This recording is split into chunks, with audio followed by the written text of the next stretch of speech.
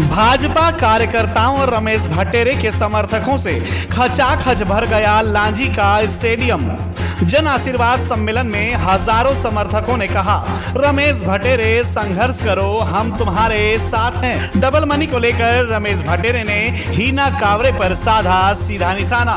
देखिए पूरी रिपोर्ट। लांजी के इतिहास में बिना पार्टी के झंडे के लांजी में ऐसा जन आशीर्वाद सम्मेलन रमेश भट्टेरे द्वारा आयोजित किया गया, जिसमें हजारों समर्थकों ने रमेश भट्टेरे के पक्ष में हाजिरी लगाई।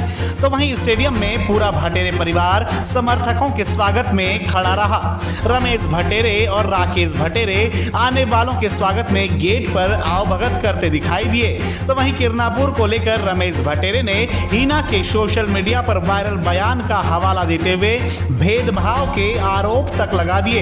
रमेश भट्टेरे यही नहीं रुके, बल्कि इसके साथ ही डबल मनी को लेकर भी हीना कावरे पर आरोप लगाते हुए खुद को पाक साफ बताया। हालांकि किसी भी हालत में भाजपा नहीं छोड़ने की बात करते हुए किसी अन्य पार्टी से चुनाव लड़ने की बात से साफ इनकार कर दिया, जिसके बाद कयास लगाए जा रहे हैं कि रमेश भट्टेरे निर्दलीय चुनाव लड़ सकते हैं। इसके साथ ही स्टेडियम में पहुंचे कुछ लोगों से बात की गई, तो आइए जानते हैं क्या कुछ कहा अलग अलग गांव से पहुंचे लोगों ने। देखिए सम्मेलन की शुरुआत से अंत तक हर जरूरी पल की कवरेज।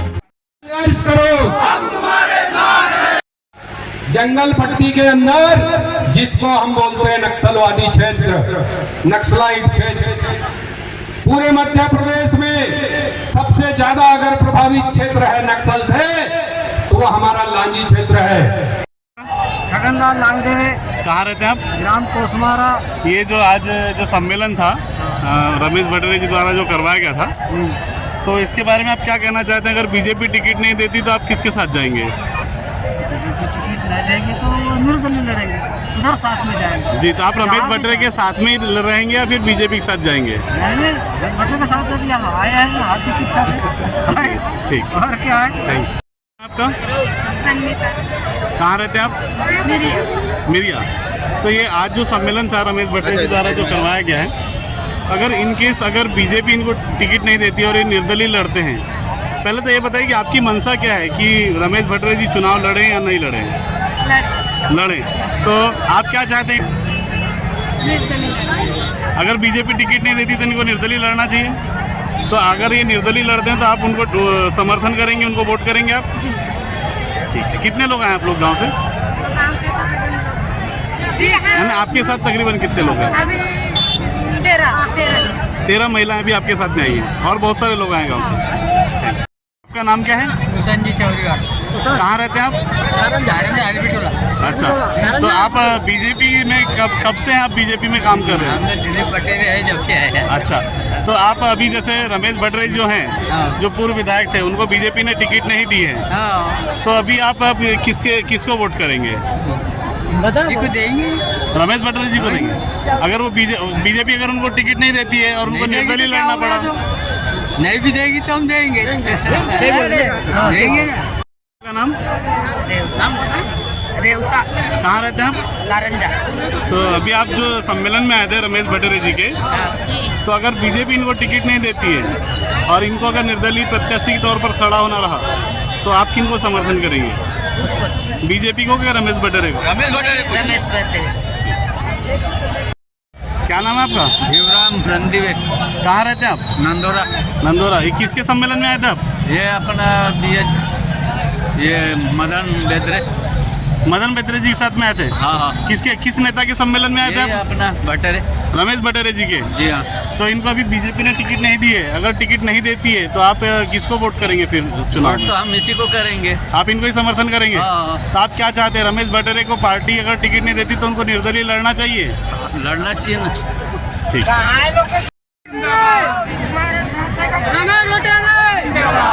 रमेश भट्टेरे संघर्ष करो। रमेश भट्टेरे संघर्ष करो।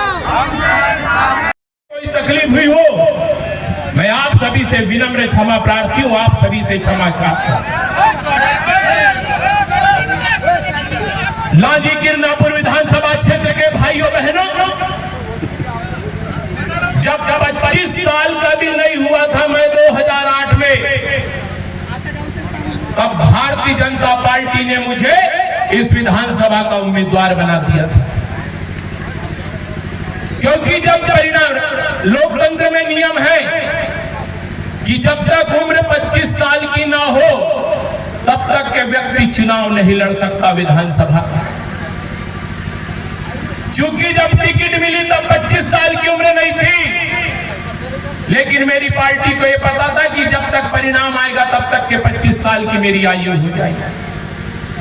और 25 साल की उम्र में भारतीय जनता पार्टी ने मुझे उम्मीदवार बनाया था और परिसीमन के बाद पहली बार लांजी किरनापुर विधानसभा एक साथ थे। जनता ने मुझे आशीर्वाद देके इस क्षेत्र का जनप्रतिनिधि चुना। उस दिन से लेके भाइयों बहनों आज का दिन है, इस लांजी किरनापुर के विकास के लिए ये आपका रमेश एक दिन घर नहीं बैठा। जो हो सकता था, जैसे हो सकता था, कैसे लोगों को फायदा दिलाया जा सके, कैसे क्षेत्र का विकास हम कर सके, कैसे अपने क्षेत्र को हम आगे बढ़ा सके। 2008 से लेके 2013 तक विधायक के नाते और 2013 से लेके आज 2023 तक बिना विधायक रहते हुए भी, बिना पद पे रहते हुए मेरे भाइयों बहनों इस क्षेत्र को आगे बढ़ाने का काम किया हूं। अपनी पार्टी भारतीय जनता पार्टी को आगे बढ़ाने का काम किया। यहां खरीद के लाए गए लोग नहीं है, पैसा कौड़ी देकर लाए गए लोग नहीं है।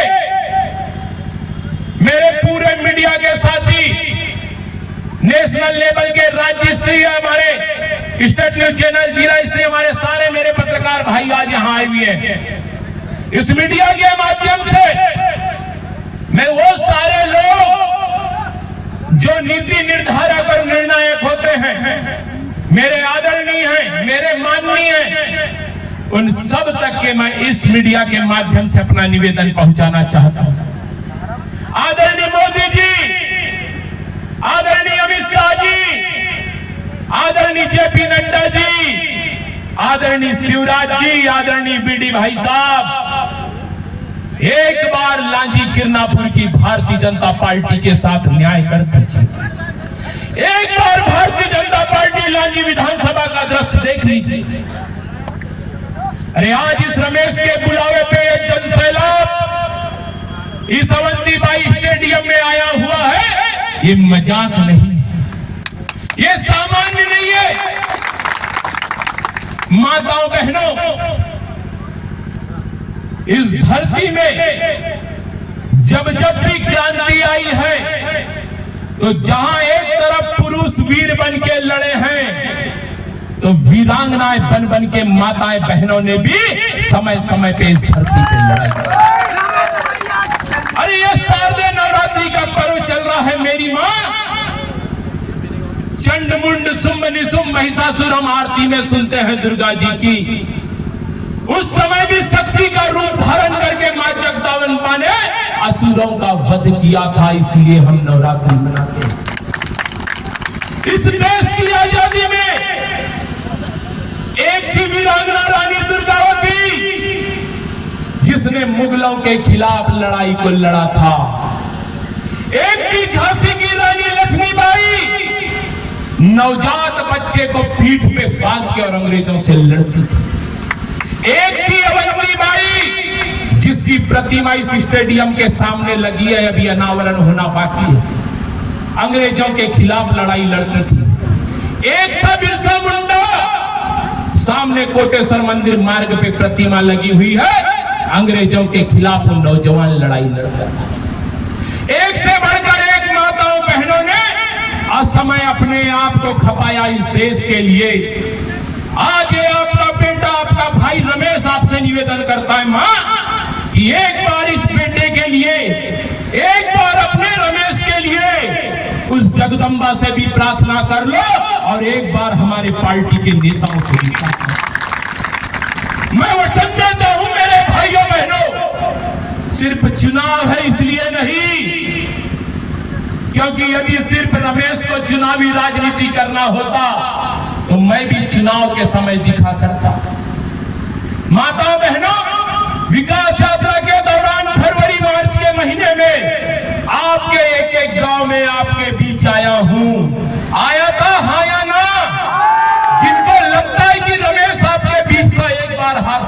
बताइए मेरी माँ।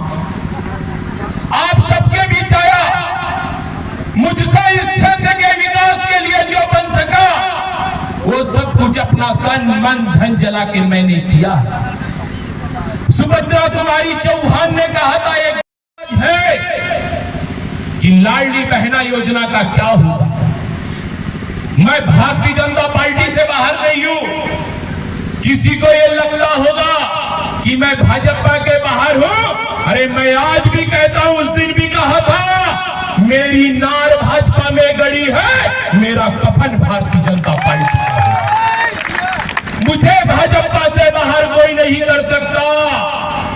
भाजपा को अपनी मां मानता था, मानता हूं, और जब तक परमात्मा मेरी सांस चलाएगा मानता रहूंगा। यहां भाजपा के भी मेरे सारे कार्यकर्ता बैठे हैं। मेरे कार्यकर्ता भाइयों बहनों, कभी कभी होता है कि गलतियां हो जाती है। अरे मैं आप सबसे पूछना चाहता हूं, जिस इंसान ने 10 साल तक नाव को चलाया, नाव को इस पार से उस पार लगाने का प्रयास किया, क्या तूफान, क्या बवंडर, क्या आंधी, क्या पत्थर, इन सब को भी पार करते हुए जिस इंसान ने नदी के इस पार से नाव को उस पार ले जाने का प्रयास किया, और जब नाव उस पार जाने की स्थिति में आई तो उस इंसान को नाव से उतार के नदी में ढकेल दिया जाए, ये गलत है कि सही है? आपका रमेश आपसे न्याय चाहता है मेरे भाइयों, ये गलत है कि सही है? अभी हीरो भैया कह रहे थे, अभी बलिराम शिवणकर जी कह रहे थे, किसानी का समय चल रहा है, सबके खेत में धान लगी है, धान लगाओ आप, काटेगा कौन? धान कौन काटेगा? यदि आपका पड़ोसी धान काट ले, कितने लोग अपना धान अपने पड़ोसी को देने तैयार? मैं पीछे तक लोगों से जानना चाहता हूं मेरे भाइयों बहनों, क्योंकि आज का सम्मेलन है जन आशीर्वाद सम्मेलन। लोकतंत्र में सबसे बड़ा कोई है तो वो है जनता। ना प्रधानमंत्री जी जनता से बड़े हो सकते, ना मुख्यमंत्री जी जनता से बड़े हो सकते। लोकतंत्र में सबसे बड़ा कोई है तो वो कौन है? और ये रमेश आज जनता की अदालत में खड़ा है आप लोगों के सामने।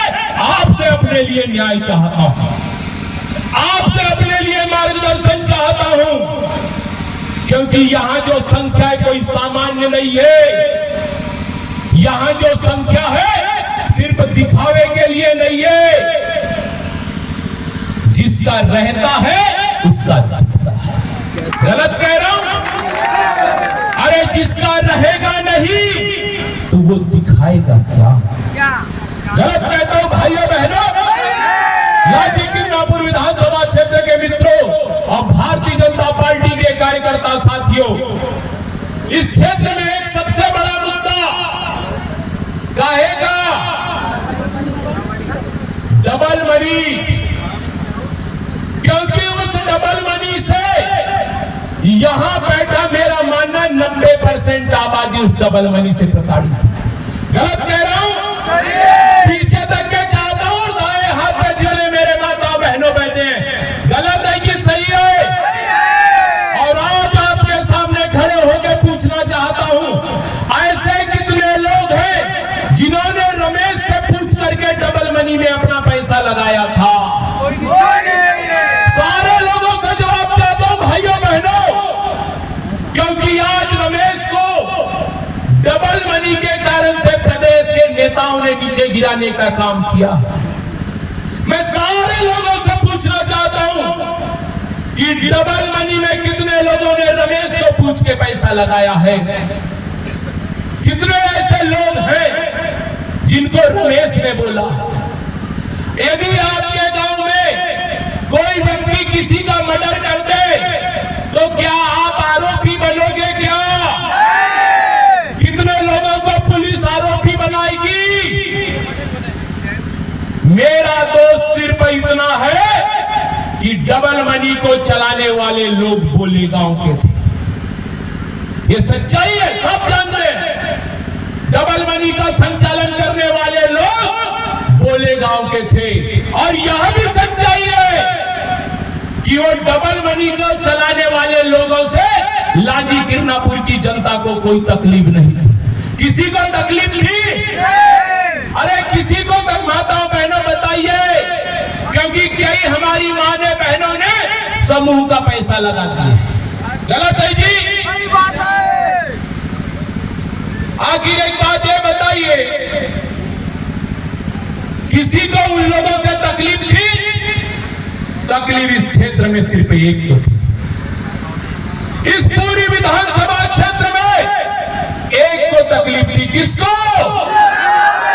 किसको तकलीफ थी? उसने ये नहीं सोचा, उसने ये नहीं देखा, उसे तो लगा कि रमेश के गांव का मामला है, रमेश को जेल में पहुंचाना है, उठा के कार्रवाई करना।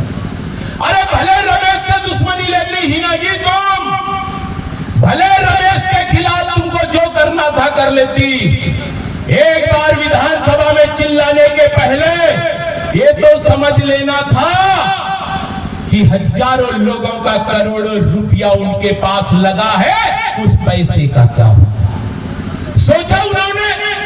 आज सब लोग आरोप लगाते हैं कि रमेश भटेरे ने डबल मनी में कार्रवाई करा दी, रमेश भटेरे के कारण डबल मनी वालों पे कार्रवाई हुई।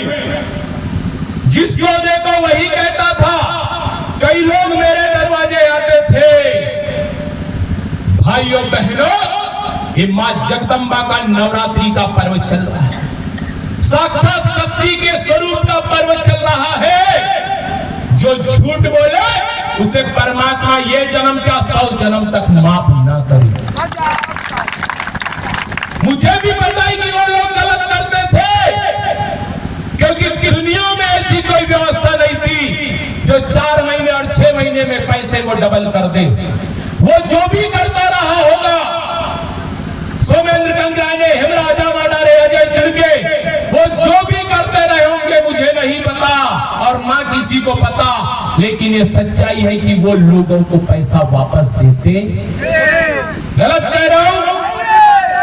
क्योंकि कई लोग जाते थे, कई लोग जमा करते थे, कई लोग अपना जमा पैसा वापस लाते थे। वो क्या करता था नहीं पता, लेकिन ये क्रम चल रहा था, चलते रहा। और यदि इतनी आपत्ति थी हिना कावरे को डबल मनी वालों से, तो अपने सगे भाई की शादी में उन्हें क्यों वीआईपी अतिथि बना के बुलाया गया था? इस बात का जवाब कौन देगा? इस बात का कौन विचार करेगा? उसे कोई चीज से तकलीफ नहीं थी भाइयों बहनों, उसे सिर्फ और सिर्फ तकलीफ इस बात की थी कि रमेश भटेरे को जैसे भी हो जेल के भीतर पहुंचा। अरे सच को कोई छुपा नहीं सकता भाइयों साथियों, सत्य आज नहीं कल उजागर होता है। हुआ भी यही। सारा क्षेत्र मुझे कहता था कि मैंने डबल मनी पे कार्रवाई कराया। दादा कोटेश्वर गलत नहीं कर सकते, मां लंचकाई गलत नहीं कर सकती। 15 दिन पहले कांग्रेस की जनाक्रोश रैली इसी लांजी के बस स्टैंड में हुई। खुद हिना कावरे ने कहा है, बहुत से लोगों ने शायद व्हाट्सएप पे, फेसबुक पे देखा होगा और नहीं भी देखे होंगे। आने वाले समय में मैं दिखाऊंगा गांव गांव आप लोग क्या कहती है। बोले डबल मनी पे ऐसे ही कार्रवाई नहीं हो पाई। 2.5 घंटे विधानसभा के भीतर सरकार और मंत्री से लड़ाई करी हूं, तब जाके डबल मनी पे कार्रवाई कराई हूं। ये मैं नहीं कहता, ये लांजी क्षेत्र की विधायक हिना कावरे कहते हैं। और जब खुद स्वीकार कर ले, क्या उसके बाद भी और कोई सच्चाई की आवश्यकता है? मैं कहां से गुनाहगार हूं? अरे मारने वाले से बचाने वाला बड़ा होता है, आज तक हम पढ़ते आए हैं। मैंने हमेशा इस बात का प्रयास किया है, क्या मुख्यमंत्री जी से, क्या अधिकारियों से, सबसे, कि उनको जेल के बाहर करो, आए और पहले लोगों का पैसा वापस करे। मैंने रात दिन इस बात के लिए लड़ा कि लोगों का पैसा वापस हो। जब वो जेल में बंद थे, मैं उन लोगों से मिलने के लिए जेल में तक के गया हूं, सिर्फ इस बात के लिए कि तुम बाहर आओगे तो लोगों का पैसा दोगे कि नहीं दोगे। और वो लोग कहते भी थे कि हम 3 दिन में 4 दिन में लोगों का पैसा वापस कर देंगे। और मैंने प्रयास भी किया कि ये जेल से बाहर आए और लोगों का पैसा दें, लेकिन उनके मन में क्या था वो तो वो जानते थे। आज भी लांजी क्षेत्र के लोग अपने पैसे के लिए तड़प रहे हैं, अपने पैसे के लिए परेशान हो रहे हैं। नहीं हो रहे या नहीं हो रहे? डबल मनी पे तुमने कार्रवाई तो करवाया है, लोगों का करोड़ों रुपए तुमने डुबवाया है, लेकिन एक बार हिना कांवरे तुम अपना वो बयान बता दो जिसमें तुमने ये बोला हो कि लोगों का पैसा वापस कराए प्रशासन, उनके माध्यम से जैसे भी हो लोगों का पैसा वापस होना चाहिए। 2.5 घंटे विधानसभा में कार्रवाई के लिए लड़ सकते हो, वो 2.5 मिनट बता दो जिसमें तुमने लोगों के पैसे की वापसी के लिए प्रयास किया। एक बात और कहना चाहता हूं, इस ब्रह्मांड में, इस धरती में ना त्रेता युग में रावण का घमंड टीका है, ना द्वापर युग में कंस का घमंड टीका है। उसके लिए तो परमात्मा ने साक्षात अवतार लेकर के उन्हें नेस्त नाबूद किया। लेकिन आज भी मैं नहीं मानता किरनापुर को अलग और लांजी को अलग। मैं तो यह मानता हूं कि परिसीमन हो गया है तो लांजी और किरनापुर एक है। सर्रा कसंगी से लेके कट्टी पार तक पूरा का पूरा हमारा अपना लांजी विधानसभा है। मैं ये मानता हूं मैंने जितनी सेवा लांजी की किया है उतनी ही सेवा किरनापुर और वहां के लोगों की किया। लेकिन आज की विधायक क्या कहती है? आज के विधायक को इस बात का घमंड, और ये मैं नहीं कह रहा हूं, यहां आरोप नहीं लगा रहा हूं, दिन रात व्हाट्सएप और फेसबुक पर वो वीडियो चल रहा है, नहीं देखे होंगे, आने वाले समय में वह भी दिखाऊंगा। भाइयों बहनों, हिना कांवरे को इस बात का घमंड कि 25% का किरनापुर 75% की लांजी की छाती पे मूंग दलता है, 75% लांजी के ऊपर राज करता है, 25% का किरनापुर। ये घमंड, ये अभिमान, ये अहंकार ज्यादा दिन टिकने वाला नहीं है। हिना कांवरे जी, तुम ये भेदभाव यदि करो कि किरनापुर और लांजी में किरनापुर सर्वश्रेष्ठ है और किरनापुर की 25% लांजी के 75% के ऊपर राज करती है, लानत है तुम्हारी ऐसी सोच को और धिक्कार है तुम्हारे ऐसे सोच को कि तुम क्षेत्र में इस तरीके का भेदभाव पालते हो।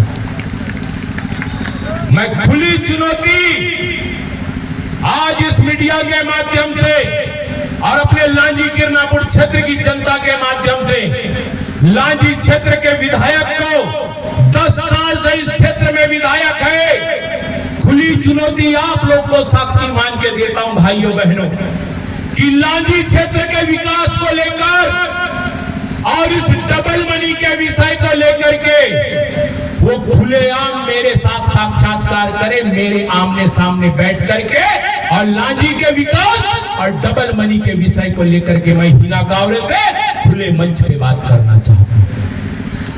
कोई हमें किसी की आवश्यकता नहीं है, जनता देखे उस दृश्य को कि डबल मनी में तुमने ये कदम क्यों उठाया और लांजी क्षेत्र के विकास के लिए तुमने क्या किया।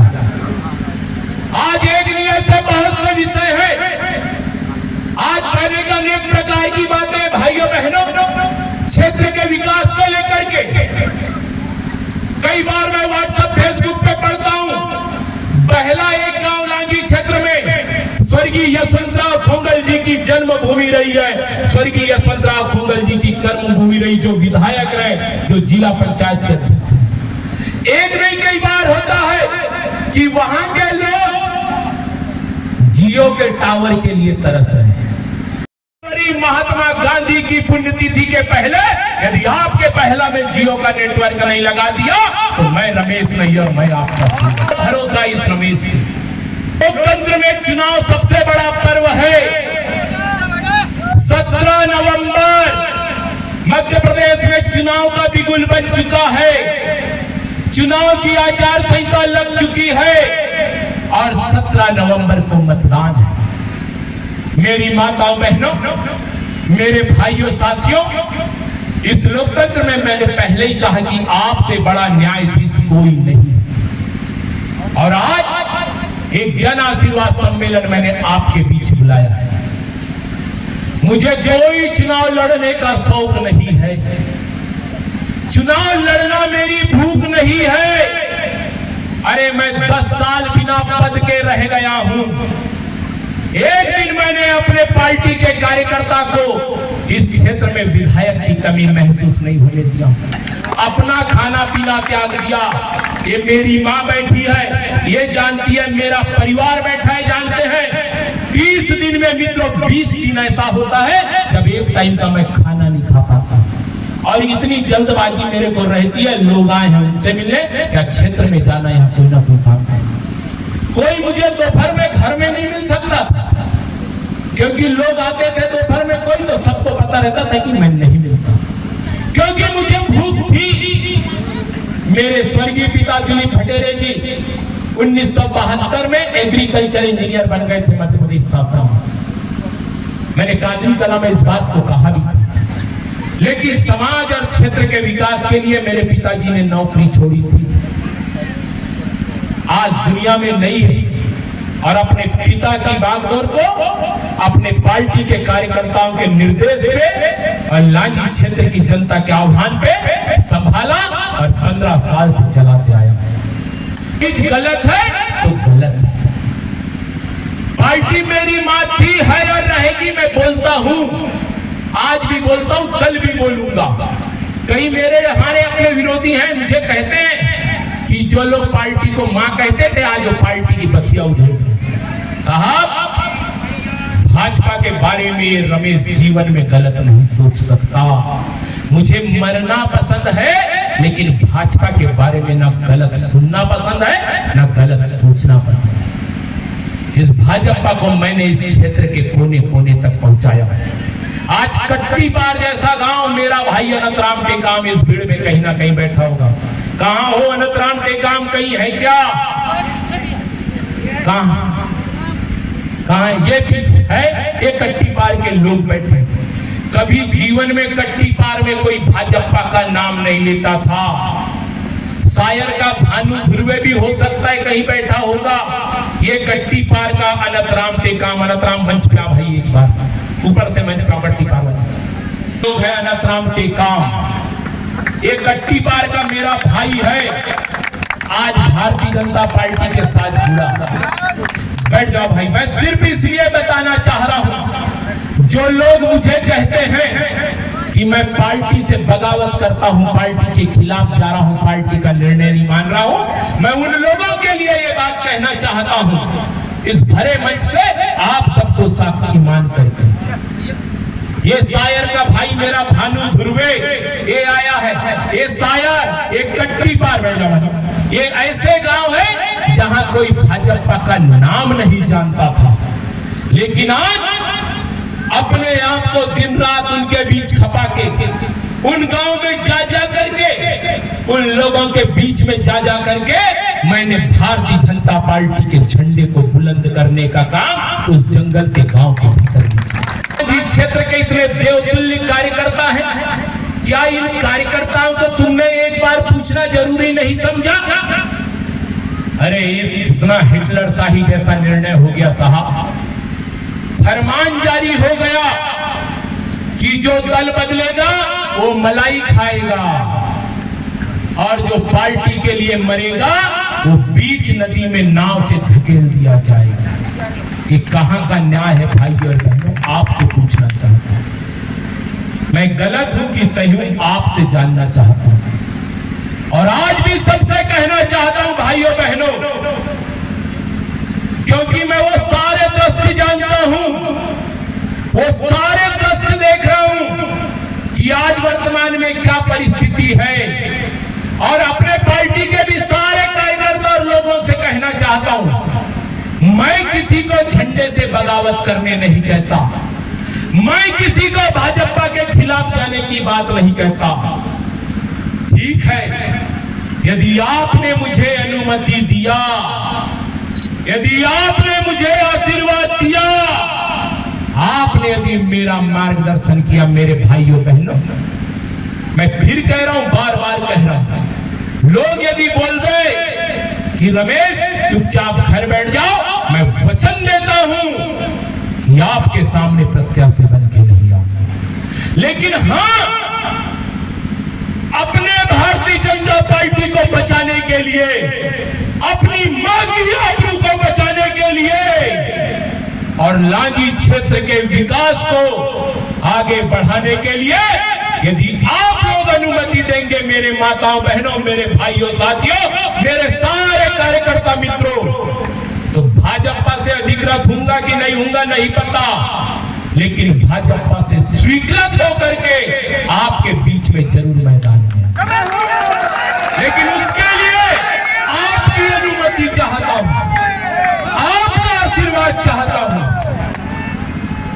मेरी माताओं बहनों, आपसे भी कहना चाहता हूं, मैंने पहले ही कहा, आपने भले मुझे जन्म नहीं दिया होगा, लेकिन हूं तो आपका बेटा, हूं तो आपका भाई, कई के तो नाती नतुरे का उम्र का हूं। यदि आपको लगता है कि इस लड़के ने आपके लिए कुछ किया है, यदि आपको लगता है कि वास्तव में इस लड़के ने 10 साल भारतीय जनता पार्टी का झंडा बुलंद किया है और लांजी क्षेत्र में कुछ काम किया है, तो मैं आपसे अनुमति चाहता हूं, मेरे भाइयों बहनों, आपसे मार्गदर्शन चाहता हूं और सबसे पूछना चाहता हूं, कोई भारी मन से मत कहिएगा। आदरणीय झाड़ूदास बाबा जी आवा के हमारे रविदास आश्रम के संचालक हैं, आज वो भी इस मंच पे अपना आशीर्वाद मुझे देने के लिए इस मंच पर आए। आदरणीय किरमे जी भी शायद बैठे होंगे, आए थे, कहीं गए होंगे आदरणीय किरमे जी, वो भी मंच पे थे। परमात्मा एक पंथ से जुड़े। मैं सबसे इस बात का निवेदन करना चाहता हूं, मैं कोई निर्णय नहीं करता, मैं तो यदि आपकी मर्जी हो, क्योंकि रमेश यदि लड़ेगा भी मान लो, पहला निवेदन तो मेरा मेरे माननीय शिवराज जी से है। इस मध्य प्रदेश में मेरा कोई नेता है तो वो है शिवराज सिंह चौहान, इस बालाघाट में मेरा कोई नेता है तो वो है गौरी शंकर बिसेन, और इस देश में मेरा कोई नेता है तो श्रीमान नरेंद्र मोदी जी।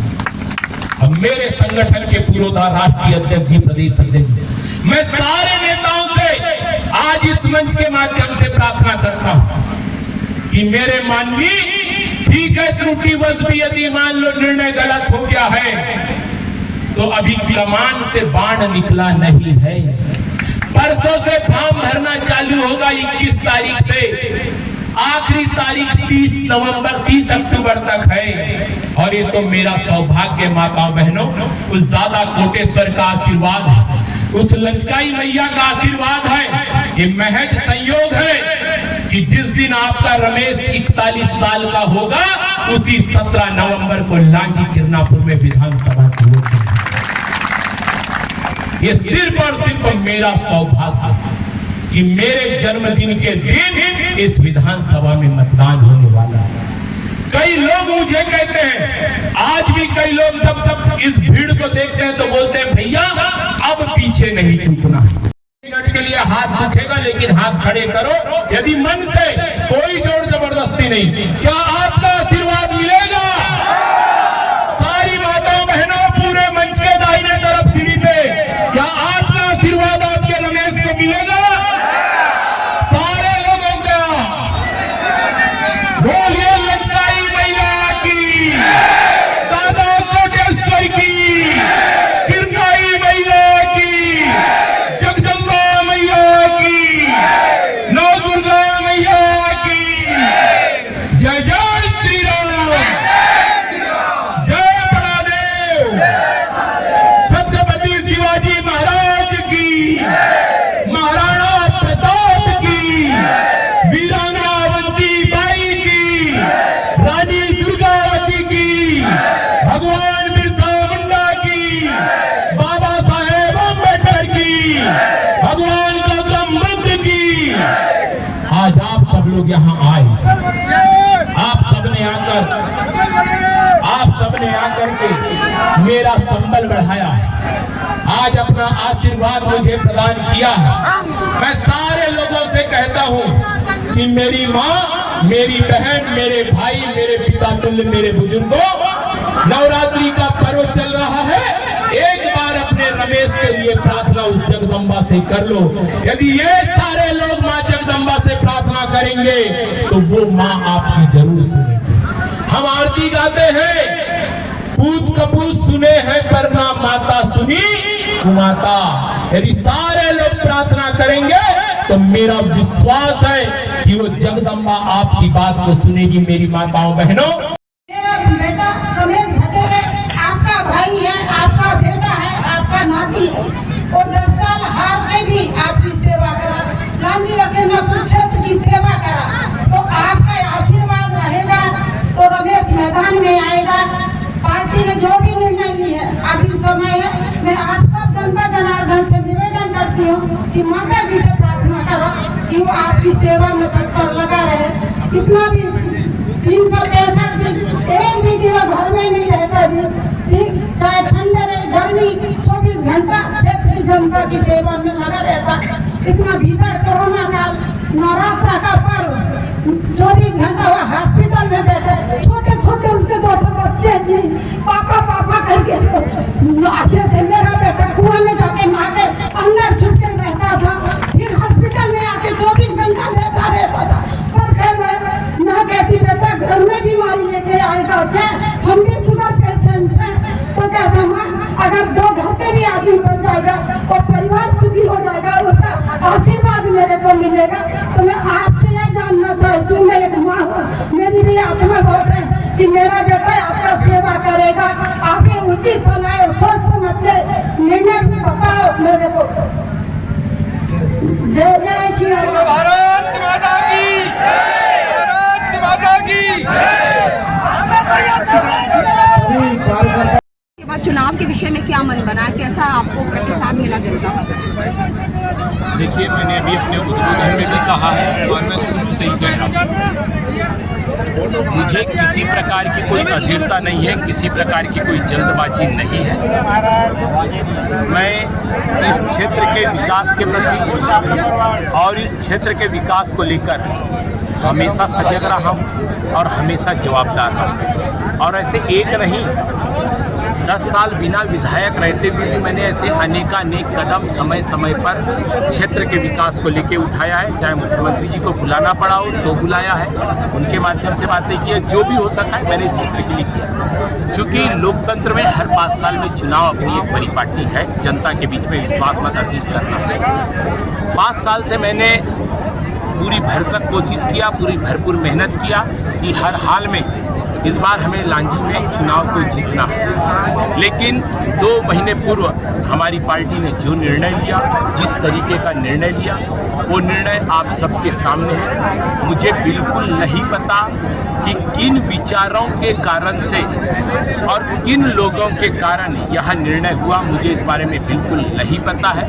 लेकिन हाँ, मैं इतना जरूर कहूँगा, क्योंकि लोकतंत्र में सत्ता की जो ताकत होती है वो क्षेत्र के विकास में हमको आगे बढ़ाती है, क्षेत्र के विकास के लिए आगे बढ़ने हेतु प्रेरित करती है। जो जन समुदाय आज आप देख रहे थे, पार्टी का जो स्वरूप देख रहे थे, यहाँ सिर्फ पार्टी के कार्यकर्ता नहीं, लांजी क्षेत्र के जनता जनार्दन, क्योंकि मैंने सबको बुलाया था, क्या अपना क्या पराया, क्या पक्ष क्या विपक्ष, क्या छोटा क्या बड़ा, हमारे लोगों ने सबको आमंत्रित किया था और सब लोग बड़ी संख्या में आज यहाँ आए थे।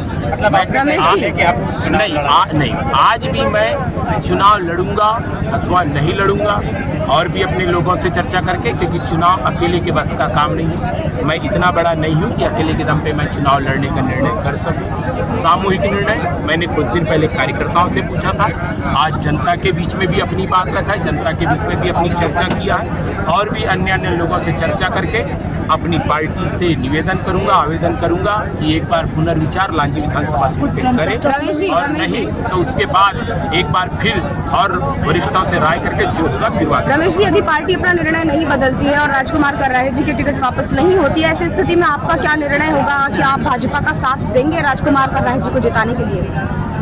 देखिए, भाजपा शब्द की तो जहाँ तक बात है, मैं भी भाजपा हूँ मैं भाजपा से बाहर नहीं। यदि मुझे लड़ना भी पड़ा निर्दलीय रूप में, यदि लड़ने की स्थिति बनी भी तो भी मैं चुनाव के बाद भाजपा के साथ हो सकता है पार्टी मुझे निष्कासित कर देगी यदि मैं निर्दलीय लड़ूंगा, लेकिन मेरे कार्यकर्ता भाव को निष्कासित पार्टी कभी नहीं कर सकती और मैं हमेशा कार्यकर्ता भाव के साथ पार्टी के भीतर हूँ। यदि निर्दलीय चुनाव भी लड़ा और यदि चुनाव लांजी की जनता ने मुझे जिताया तो भी भारतीय जनता पार्टी और शिवराज की। कुछ जनचर्चाओं में है कि आप गोंडवाना जनता पार्टी से चुनाव लड़ेंगे। ये जनचर्चा मुझे आप लोगों के माध्यम से पता चल रही, बाकी मेरी तरफ से अभी तक ऐसा कुछ भी नहीं है और कोई दूसरी पार्टी ज्वाइन करने का इस समय रमेश के लिए और इस जन्म में संभव नहीं। जी धन्यवाद।